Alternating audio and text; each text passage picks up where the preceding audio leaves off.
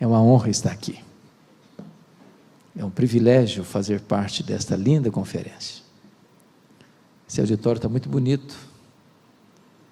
E é muito bom falar para um grupo que vem buscar a Deus e quer mais de Jesus.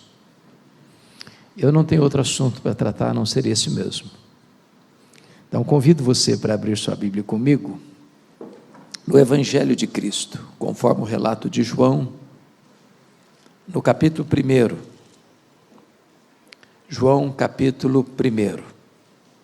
Antes da leitura desse texto de João, capítulo 1, eu preciso dizer algo.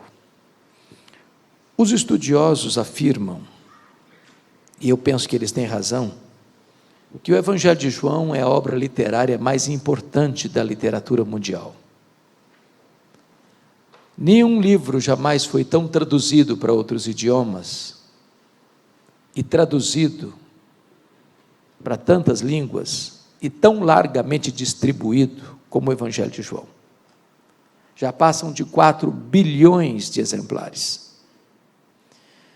Este Evangelho foi escrito quando os outros evangelhos, chamados sinóticos, já circulavam nas igrejas há mais de 20 anos.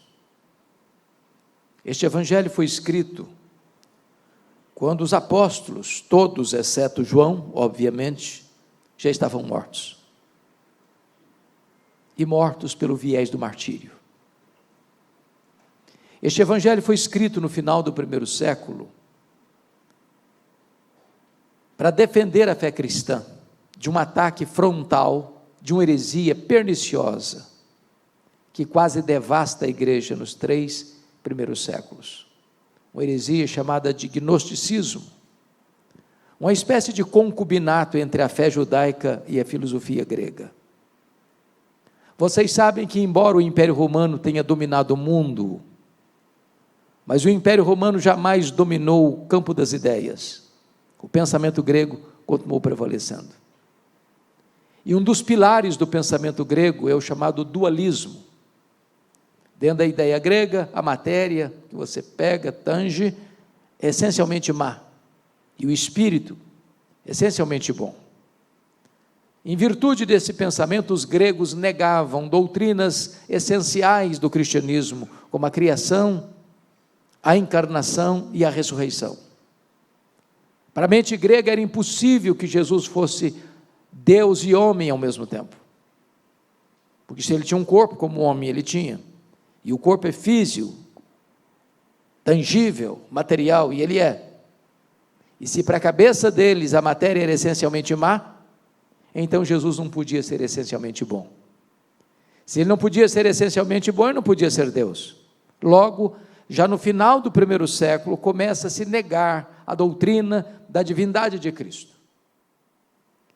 Estes embates teológicos percorreram até o século V. Mas João escreve este Evangelho, no final do 1º século, para mostrar que Jesus Cristo é verdadeiramente Deus, sem deixar de ser verdadeiramente homem. Ele não deixou, abre uma para mim, príncipe, ele não deixou de ser Deus ao encarnar-se, e ele não deixou de ser homem ao retornar para o céu como Deus. Então, aqui neste Evangelho, já na introdução do Evangelho, João abre as cortinas da eternidade, acende as luzes no palco da história, para revelar-nos Jesus, o nosso glorioso Redentor. E ao fazê-lo, João nos apresenta Jesus assim, muito grato. No princípio era o Verbo, e o Verbo estava com Deus, e o Verbo era Deus. Ele estava no princípio com Deus. Todas as coisas foram feitas por intermédio dele, e sem ele, nada do que foi feito se fez. A vida estava nele, e a vida era a luz dos homens. A luz resplandece nas trevas, e as trevas não prevaleceram contra ela. Houve um homem enviado por Deus, cujo nome era João. Este veio como testemunha para testificar da luz, a fim de todos virem a crer por intermédio dele. Ele não era luz, mas veio para testificar da luz, a saber, a verdadeira luz que vinda ao mundo ilumina todo o homem. O Verbo estava no mundo. O mundo foi feito por intermédio dele, mas o mundo não o conheceu. Veio para o que era seu e os seus não o receberam.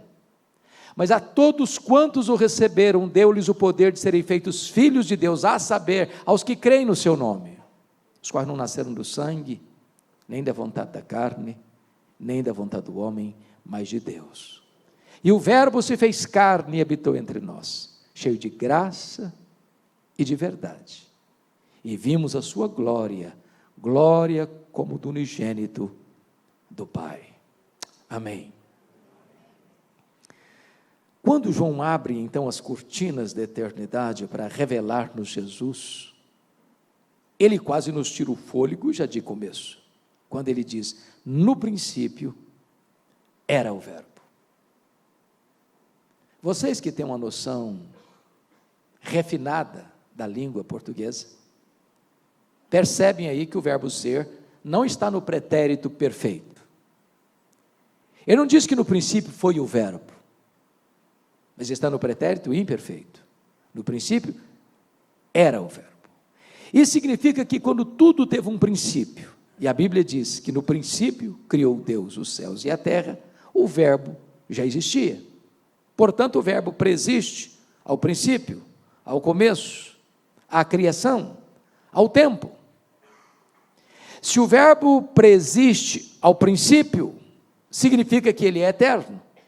E a eternidade é um atributo exclusivo de Deus. Então João já sai na largada provando a tese que Jesus Cristo é Deus. Você e eu entendemos um pouquinho de tempo, mas você e eu não entendemos o que é eternidade. Eu explico. Em 1978, pastor Glênio, eu li um livro no seminário, difícil de ler, necessário de ser lido, As Categorias de Aristóteles, o pensador grego. E Aristóteles diz, no livro que você e eu só entendemos algumas coisas dentro de categorias humanas, de tempo, de espaço, de tamanho. Por exemplo, se você conseguisse subtrair, tirar um dia de 1 milhão de anos, literalmente você não teria mais 1 milhão de anos, certo? Óbvio. Mas se eu lhe perguntar, e se você conseguisse tirar 1 milhão de anos da eternidade, quanto lhe resta? A eternidade. E se você subtrair 1 bilhão de anos da eternidade, quanto sobra? A eternidade. Logo, a eternidade não é tempo. Logo, você e eu não entendemos tão bem o que é eternidade. Sabe por quê? Porque eternidade é um atributo exclusivo de Deus, e o verbo é eterno, portanto, ele é Deus. E o verbo estava com Deus. Essa expressão na língua grega, prostonteon, significa que ele estava face a face com Deus. Ora, se Deus é um ser pessoal, e Deus é, e se o verbo estava face a face com Deus, logo o verbo não é um ser impessoal, como pensavam os gregos, mas é um ser pessoal, da mesma essência, da mesma substância, da mesma natureza, de acordo com o credo niceno, Deus de Deus, luz de luz, coigual, coeterno e consubstancial com o Pai. E ele conclui, e o verbo era Deus. Não ser inferior a Deus, como pensar Ário de Alexandria, não ser apenas superior aos anjos, mas um ser da mesma essência, da mesma natureza, tendo os mesmos atributos, realizando as mesmas obras. Então, eu preciso concordar com o pensador cristão C.S. Lewis quando disse, com respeito a Jesus, só há 3 possibilidades. Ou ele é um mentiroso, ou ele é um louco, ou ele é Deus. Se ele não é quem ele disse ser, é um mentiroso. Se ele não é quem ele pensou ser, é um louco. Mas se ele é quem ele disse ser, bom, então ele é Deus. Pois foi ele quem disse, quem me vê a mim, vê o Pai, porque eu e o Pai somos um. Então só nos resta fazer o que Tomé fez, assentarmos-nos aos seus pés e dizer, Senhor meu e Deus meu. Então João já de início começa a dizer para nós que o verbo é eterno, que o verbo é pessoal e que o verbo é divino. Mas no verso 2 diz que o verbo estava com Deus, no princípio. Que princípio? Ora, no princípio criou Deus os céus e a terra. Então, quando os céus e a terra foram criados, o verbo estava lá.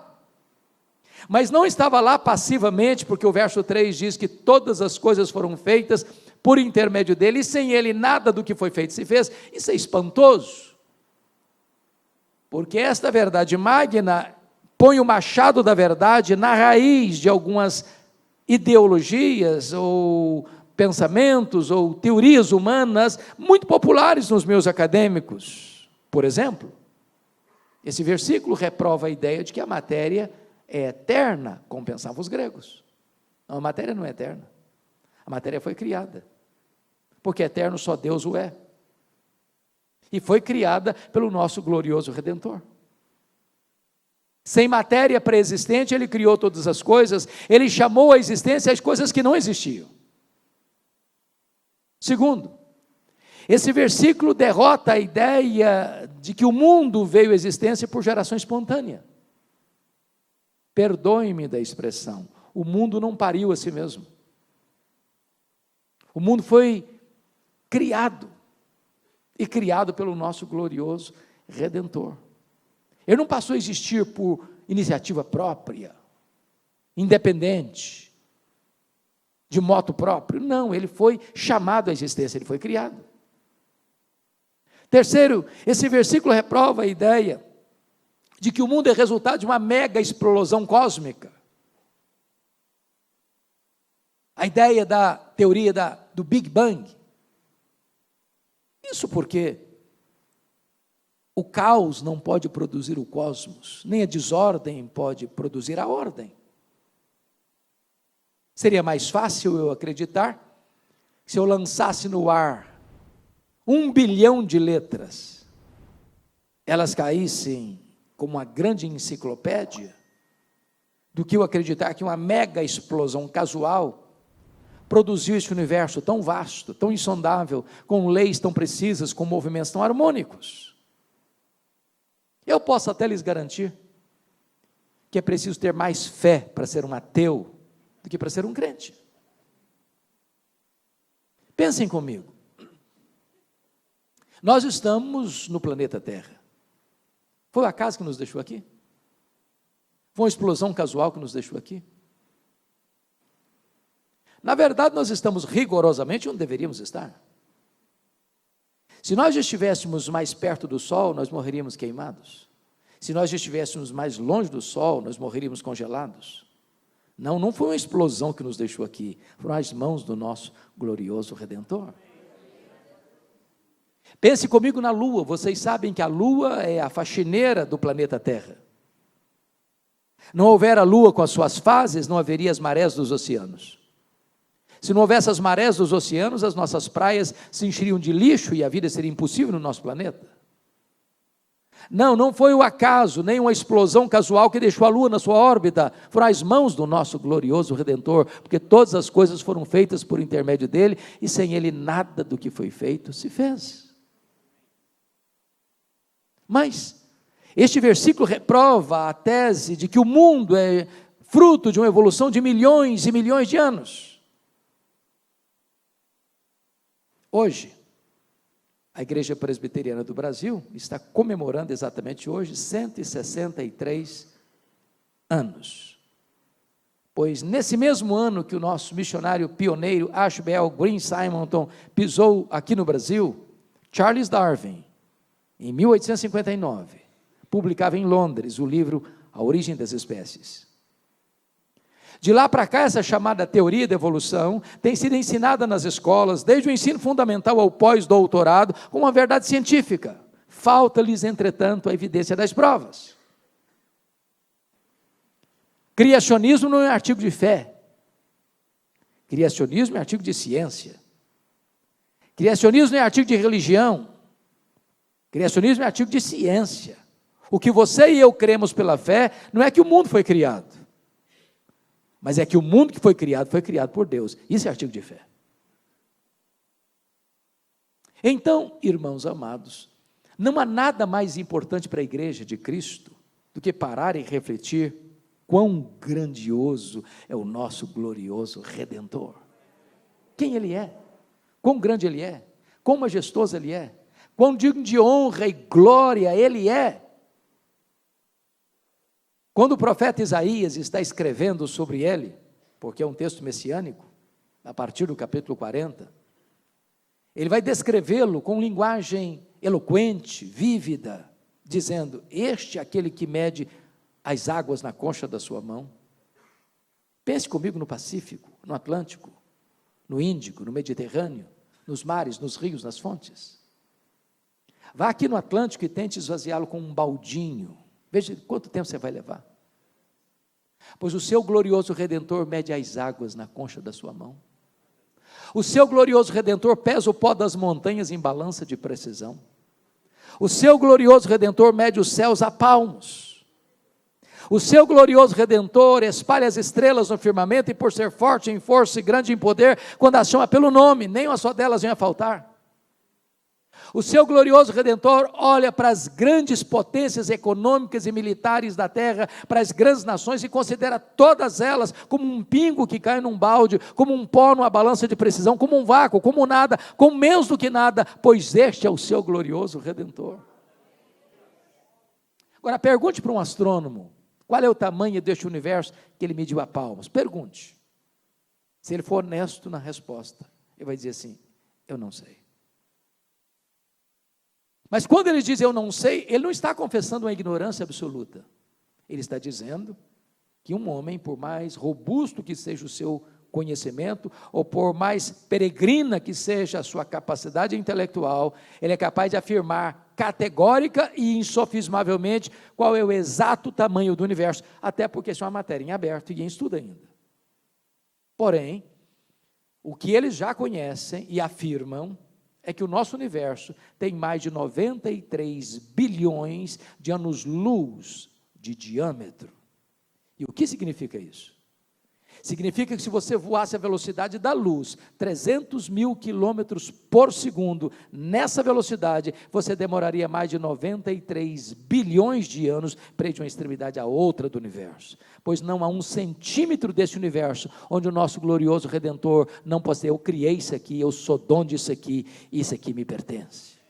Este é o nosso glorioso Redentor.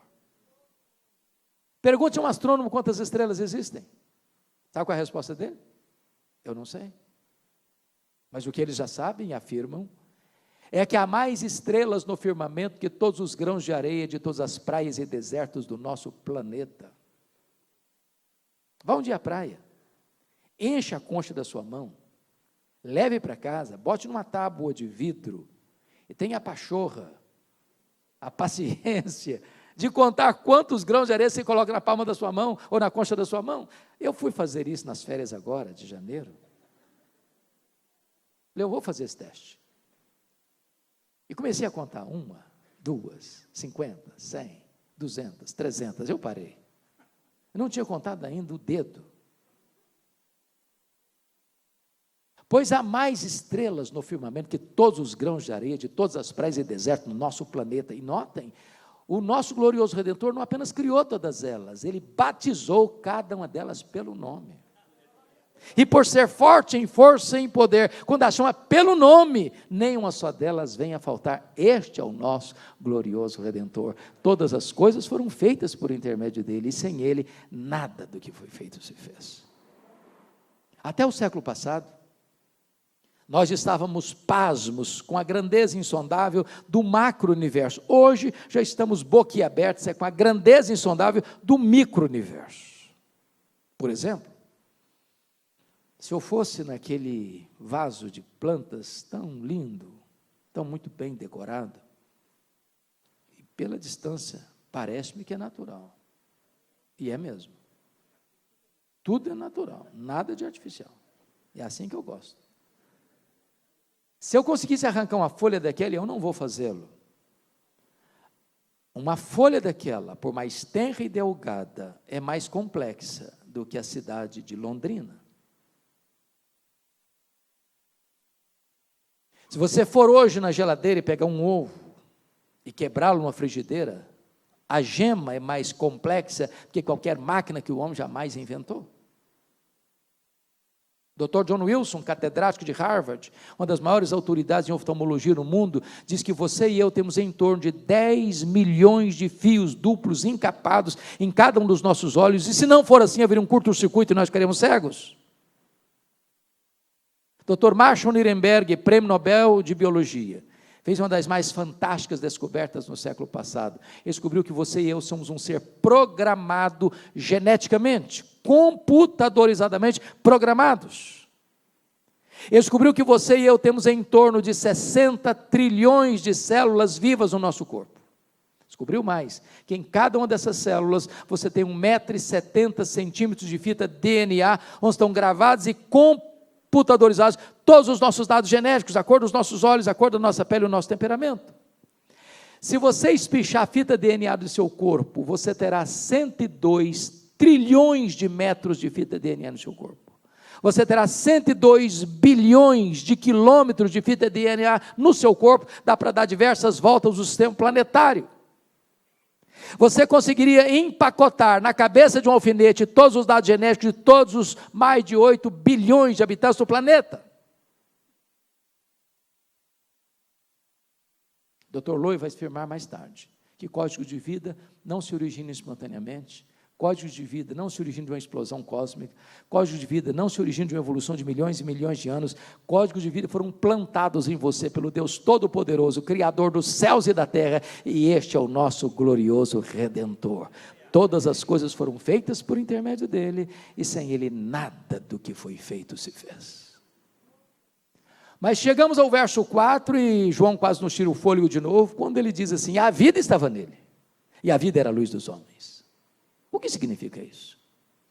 Significa que tudo que existe e tem vida, sejam anjos, sejam homens, sejam animais, voláteis, aquáticos e terrestres, tudo recebeu vida dele. Mas alguém pergunta: mas quem criou Deus? Resposta: ninguém. Ele não foi criado, ele é o Criador. Alguém pergunta: mas quando ele passou a existir? Resposta: não, ele não passou a existir. Ele é o Pai da eternidade, ele é eterno.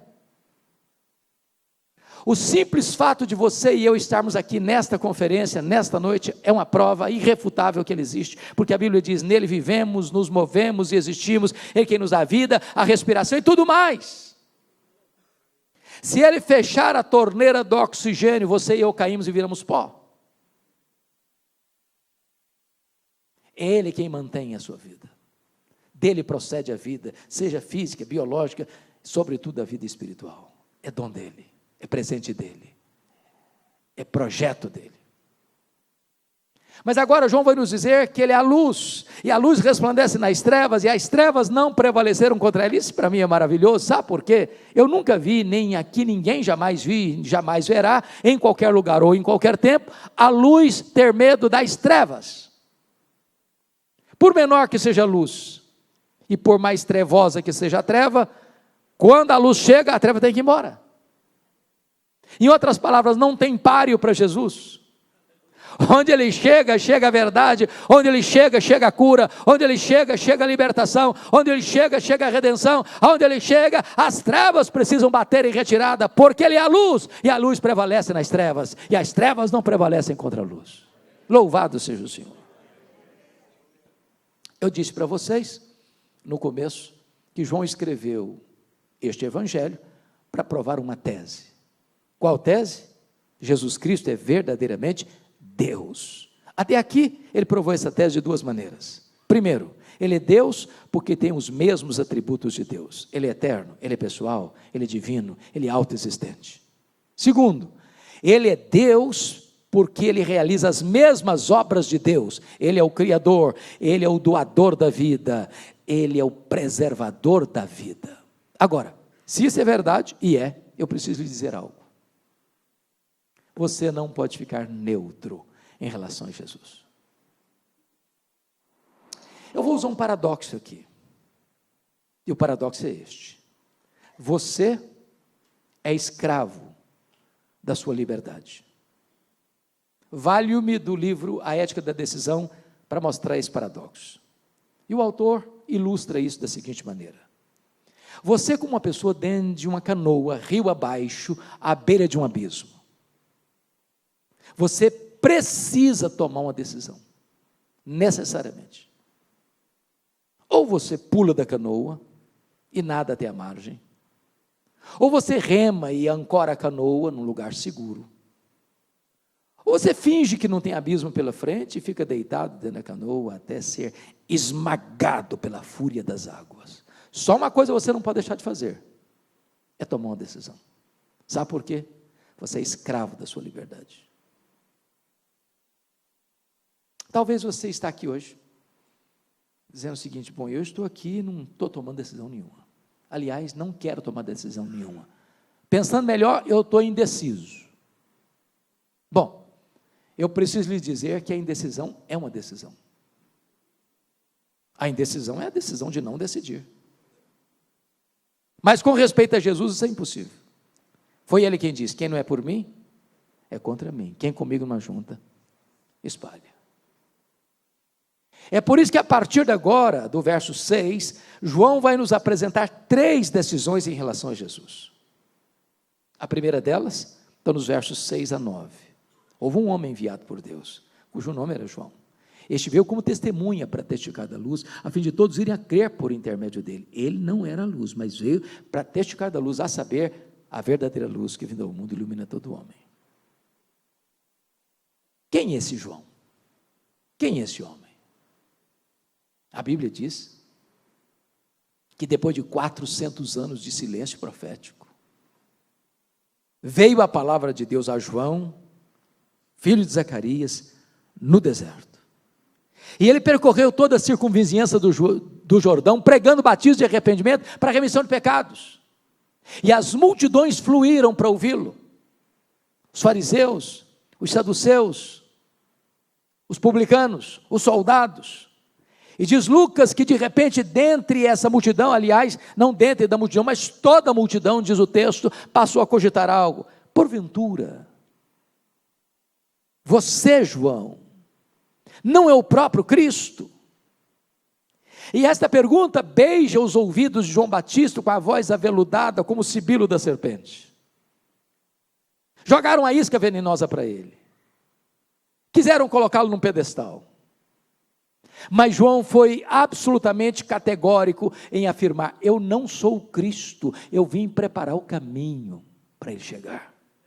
Eu não sou o verbo, eu sou apenas uma voz que clama no deserto.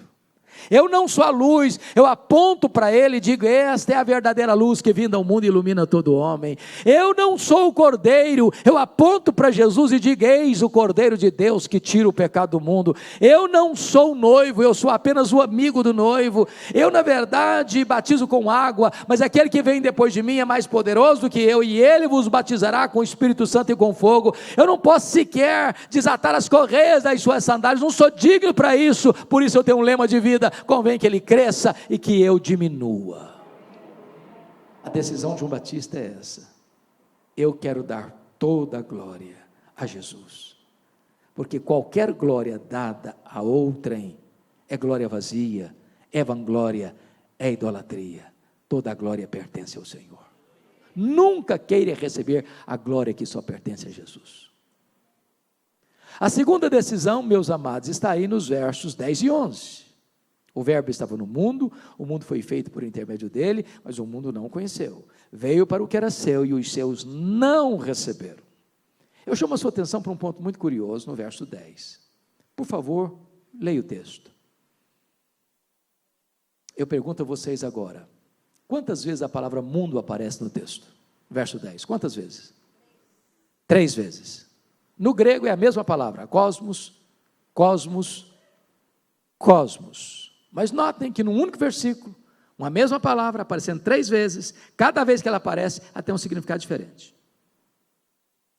O verbo estava no mundo. Que mundo? Mundo geográfico. O mundo foi feito por intermédio dele. Que mundo? Mundo físico e material. O mundo não conheceu. Que mundo? O mundo das pessoas. Então, ao ler a sua Bíblia, preste muita atenção, porque às vezes uma mesma palavra, num único versículo, sendo repetida mais de uma vez, 3 vezes no caso aqui, cada vez que ela aparece até um significado diferente. Mas agora ele esclarece no versículo 11, veio para o que era seu e os seus não o receberam. Quem são os seus aí? Os judeus, o povo de Israel. Mas não o receberam por quê? Por falta de luz? Não, por falta de olhos. Por falta de evidências? Não, por falta de fé. Todo o Antigo Testamento, irmãos, aponta para Jesus. Desde Gênesis 3,15, da semente da mulher nascerá aquele que esmagará a cabeça da serpente. Ele é simbolizado pelo Cordeiro da Páscoa, ele é simbolizado pelo tabernáculo, ele é simbolizado pela Arca da Aliança, ele é simbolizado por aquilo que estava dentro da Arca da Aliança, as tábuas da lei, o vaso com maná, a vara seca de Arão que floresceu. Ele é simbolizado por aquela coluna de nuvem durante o dia, por aquela coluna de fogo durante a noite. Ele é simbolizado pela água que brotava da rocha. Ele é simbolizado pelos sacrifícios. Ele é simbolizado pelas festas. Ele é simbolizado pelo sábado. Tudo era a sombra dele. Ele é a realidade. Na plenitude dos tempos ele veio, nascido de mulher, nascido sob a lei, o verbo se fez carne e habitou entre nós, e ele andou por toda parte fazendo bem, libertando os oprimidos do diabo. Os cegos viram, os surdos ouviram, os mudos falaram, os coxos andaram, os mortos ressuscitaram, mas os seus não o receberam. O que é curioso, é quando você vai a Israel até hoje, você vai chegar lá no Muro das Lamentações. Você vai ver velhos, adolescentes, jovens, adultos, até crianças, homens e mulheres, orando fervorosamente, lendo fervorosamente, aguardando ainda o Messias, que já veio há 2000 anos, em Jesus de Nazaré. O véu ainda está posto. Cuidado para que você, diante de tanta evidência da verdade, ainda negue a verdade e rejeite a verdade. A Bíblia pergunta, como escaparemos nós se negligenciarmos tão grande salvação? Mas agora vem a terceira decisão, dos versos 12 e 13, que é a aceitação de Jesus. Pois está escrito, mas todos quantos o receberam, deu-lhes o poder de serem feitos filhos de Deus, a saber os que creem no seu nome, os quais não nasceram do sangue, nem da vontade da carne, nem da vontade do homem, mas de Deus. A grande pergunta aí é, todos, mas a todos quantos o receberam? Todos quantos? Todos quem? E a resposta é, todos judeus, todos gentios, todos homens, todos mulheres, todos crianças, todos jovens, todos adultos, todos velhos, todos ricos, todos pobres, todos doutores, todos analfabetos, todos homens do campo, todos da cidade, todos brancos, todos amarelos, todos pardos, todos negros, não importa onde você vem, não importa para onde você vai, se você receber a Jesus, você recebe o poder de ser feito filho de Deus. É claro, portanto, que nem todos são filhos de Deus. Ser filho de Deus não é coisa natural. Ninguém é filho de Deus porque nasce num país chamado cristão. Ninguém é filho de Deus porque nasce numa família chamada cristã. Ninguém é filho de Deus porque frequenta uma igreja chamada cristã. Alguém pergunta assim, você é filho de Deus? Mas é claro, eu sou batista desde menininho. Você é filho de Deus? Mas é claro, eu sou presbiteriano, desde que eu entendi por gente. Você é filho de Deus? Mas é claro, eu sou calvinista reformado. Você é filho de Deus? Claro, eu sou arminiano convicto. Ora, essas coisas todas podem ser muito boas, mas isso não faz de você filho de Deus, não. Ser filho de Deus é a coisa mais radical que pode acontecer na sua vida. É ter um novo coração, uma nova mente, uma nova vida, uma nova família, uma nova pátria, uma nova herança.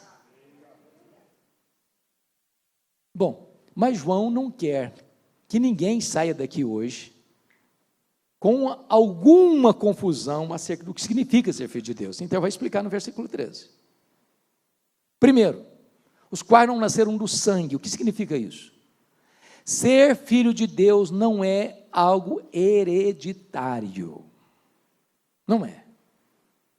Há um ditado popular aqui no Brasil que filho de peixe, peixinho é. Mas não é verdade que filho de crente, crentinho é. Alguém pergunta assim, você aí é filho de Deus? Mas é óbvio, meu pai é o pastor da igreja. Minha mãe até dirige uma reunião de oração na igreja. Ô, gente, ser filho de pastor deve ser coisa boa. Eu não sou, não, mas deve ser. Ter uma mãe de oração, então, é uma coisa maravilhosa. Mas isso não faz ninguém filho de Deus, não. Não é hereditário. Segundo, os quais não são do sangue, nem da vontade da carne. Sabe o que significa isso? Nenhum de nós, nenhum ser humano tem competência para se autoproclamar filho de Deus. A salvação não está na sua mão, nem na mão do pastor, nem na mão da igreja, nem na mão da denominação. A salvação está na mão de Deus. A mim pertence a salvação. A salvação é de Deus. Então vamos imaginar uma cena aqui. Chega um feriado. Vocês já moram numa das regiões mais lindas do Brasil. Mas vamos imaginar que num feriado, vocês vão para uma região de montanha, aquele arvoredo bonito, aquelas cabeleiras esvoaçando pelo soprar do vento, a relva verde farfalhante, os regatos rasgando, os jardins floridos, engrinaldados de flores, as aves gorjeando e cantando, as borboletas espalhando multicolorido no ar, e aquela brisa gostosa tocando o seu rosto. E você diz, que coisa maravilhosa. Quer saber de uma coisa? A partir de hoje eu me faço filho de Deus. Bonito, não? Mas impossível. Impossível. Só o próprio Deus pode fazer de você seu filho. E ele tem uma única exigência: a todos quantos receberam a Jesus, deu-lhes o poder de serem feitos filhos de Deus. Mas em terceiro lugar, os quais não nasceram do sangue, nem da vontade da carne, nem da vontade do homem. Sabe o que significa isso? Nenhum ser humano, por mais ilustre, tem competência para dizer para você, seja filho de Deus, tornando isso possível em si mesmo, dentro da sua ordem. Nem os patriarcas, nem os profetas, nem os apóstolos, nem os pais da igreja, nem os pré-reformadores, nem os reformadores, nem os avivalistas, nem Paulo, nem Pedro, nem Maria, nem o Papa, nem o sacerdote, nem o pastor, nem o missionário. Nenhum ser humano tem essa competência. Nenhum. Salvação é obra de Deus, de alfa a ômega, de A a Z. Ele quem escolhe, Ele quem chama, Ele quem justifica, Ele quem santifica, Ele quem sela, Ele quem guarda, Ele quem glorifica. Tudo é feito por Ele, porque a glória só pertence a Ele. Aí João vai nos levar para o final, versículo 14. E o verbo se fez carne e habitou entre nós, cheio de graça e de verdade, e vimos a sua glória, glória como do unigênito do Pai. Atanásio, que foi o grande campeão da ortodoxia no primeiro concílio geral da igreja em Nicéia, em 325, escreveu um livro, pastor Glênio, não sei se o senhor já conferiu, sobre a encarnação, e está em português o livro. E ele diz que a encarnação é o maior mistério do cristianismo, e de fato é, se não vejamos. O que está escrito? E o verbo se fez carne. E a pergunta é, que verbo? Que verbo? Ora, o verbo eterno, o verbo pessoal, o verbo divino, o verbo criador, o verbo autoexistente, o verbo que é a verdadeira luz, o verbo que é Deus, imenso, infinito, eterno, imutável, onipotente, onipresente, onisciente, transcendente, que nem os céus dos céus pode contê-lo.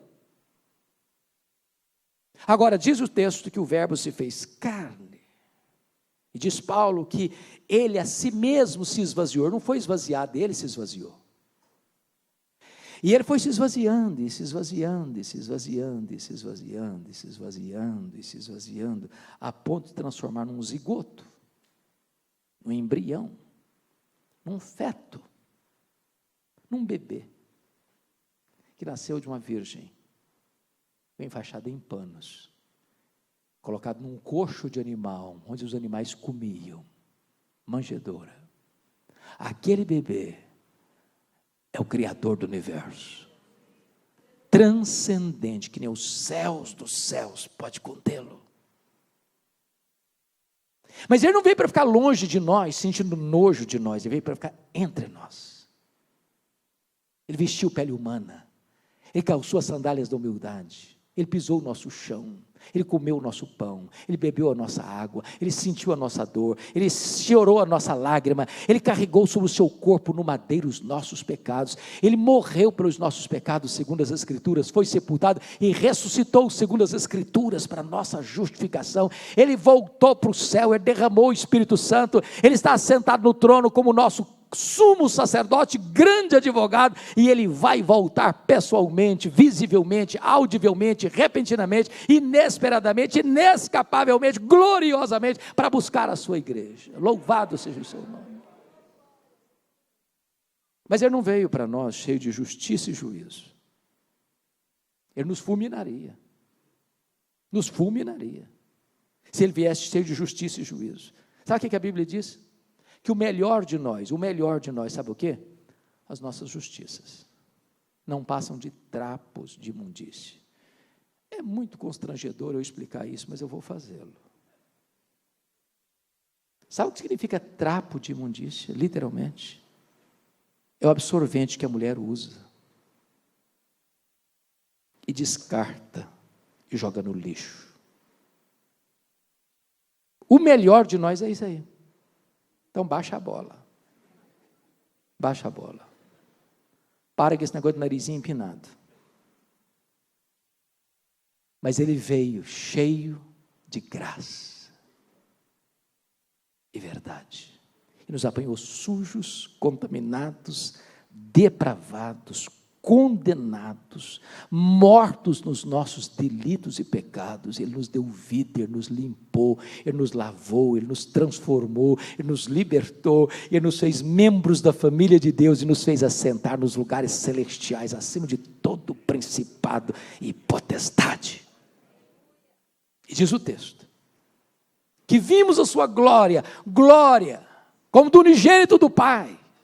E vocês todos sabem, como bons estudantes das Escrituras, que glória não é um atributo de Deus, como é a santidade, a justiça, a misericórdia. Glória é um termo teológico que representa a totalidade de todos os atributos de Deus, da sua manifestação máxima.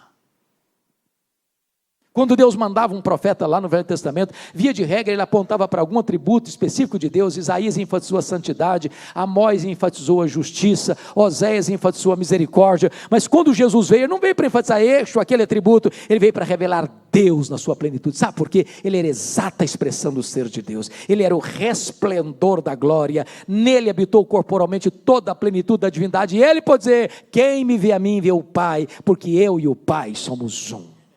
Louvado seja o seu nome.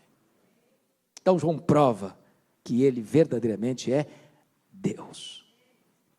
Mas eu não poderia terminar minha fala aqui hoje sem trazer à luz duas verdades sublimes. Quando João vai para o restante do Evangelho, ele segue a mesma toada que ele usou na introdução para provar a tese. Porque a tese dele é que Jesus Cristo é Deus, e ele usou dois recursos para provar a tese. Primeiro recurso, ele é Deus porque tem os mesmos atributos. Segundo, ele é Deus porque realiza as mesmas obras. O que João vai fazer no restante do livro? Vai usar exatamente o mesmo argumento. O que João vai fazer? Vai provar que Jesus faz as mesmas obras de Deus. E se Jesus faz as mesmas obras de Deus, então ele é Deus. E dentre tantos sinais e milagres que Jesus fez, cujo último versículo do livro diz que se fosse registrado tudo, no mundo não caberia os livros, numa linguagem hiperbólica, ele vai selecionar 7 milagres. Por que 7? Número da perfeição. Para provar uma coisa, se ele faz as obras de Deus, logo ele é Deus. Primeiro milagre, capítulo 2, ele transforma água em vinho. Segundo milagre, capítulo 4, ele cura o filho do oficial. Terceiro milagre, capítulo 5, ele cura o paralítico de Betesda. Quarto milagre, capítulo 6, ele multiplica pães e peixes. Quinto milagre, capítulo 6, ele anda sobre o mar. Sexto milagre, capítulo 9, ele cura o cego de nascença. Sétimo milagre, capítulo 11, ele ressuscita Lázaro. Se ele faz as obras de Deus, logo ele é Deus. Está provado a tese de João. Mas João vai usar o mesmo argumento que usou na introdução para provar que ele é Deus, porque ele tem os mesmos atributos de Deus. O que João vai fazer? Ele vai pegar uma declaração de Jesus, João 8,58. Antes que Abraão existisse, eu sou. E eu sou é o nome Yahvé, ou o nome Javé. É o nome que Deus revelou a si mesmo a Moisés no Sinai. De onde vem a nossa palavra Jeová. Jeová é uma composição de dois nomes de Deus. Você pega as consoantes de Javé com as vogais de Adonai e forma a palavra Jeová, pois Jesus é o Jeová do Velho Testamento. E João vai apresentar 7 declarações de Jesus: eu sou. Primeira declaração, João 6,35, eu sou o pão da vida.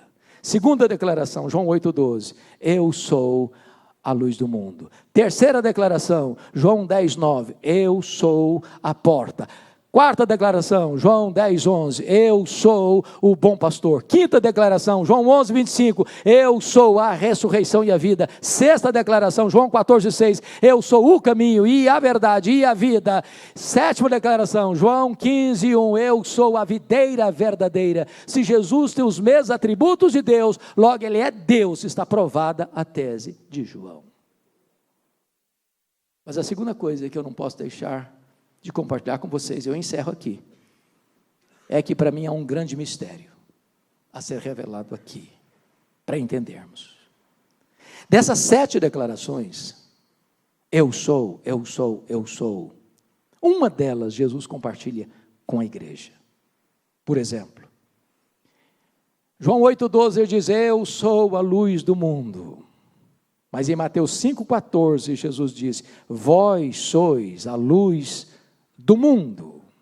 Agora notem, que Jesus nunca disse assim para a igreja, vós sois o pão da vida, quem se alimentar de vós nunca mais terá fome. Ele nunca disse isso para a igreja. Jesus nunca disse assim para a igreja, vós sois a porta, quem entrar por vós será salvo, entrará e sairá e achará pastagem. Ele nunca disse isso para a igreja. Jesus nunca disse assim para a igreja, vós sois o bom pastor que deu a vida pelas ovelhas. Ele nunca disse isso para a igreja. Jesus nunca disse assim para a igreja, vós sois a ressurreição e a vida, e quem crer em vós não morrerá eternamente. Ele nunca disse isso para a igreja. Jesus nunca disse assim para a igreja, vós sois o caminho e a verdade e a vida, e ninguém vem ao Pai senão por vós. Ele nunca disse isso para a igreja.